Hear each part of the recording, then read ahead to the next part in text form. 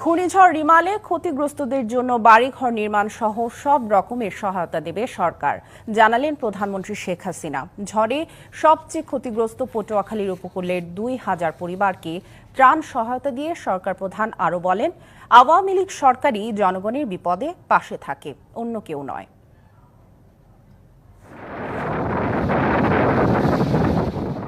ঘূর্ণিঝড় রিমালের ছোবলে সবচেয়ে বেশি ক্ষতিগ্রস্ত হয় পটুয়াখালীর খেপুপাড়া। ক্ষতিগ্রস্ত এলাকার বিপন্ন মানুষের পাশে দাঁড়ানোর ঘোষণা আগেই দিয়েছিলেন প্রধানমন্ত্রী। বৃহস্পতিবার বেলা 12:30টায় পটুয়াখালীর খেপুপাড়া সরকারি মডেল প্রাথমিক বিদ্যালয়ের কাছেই হেলিপ্যাডে অবতরণ করে প্রধানমন্ত্রীকে বহনকারী হেলিকপ্টারটি। এ সময় ক্ষতিগ্রস্ত মানুষের পাশে দাঁড়ান বঙ্গবন্ধু কন্যা। দুর্গত এলাকার ২,০০০ পরিবারকে তুলে দেন ত্রাণ সহায়তা।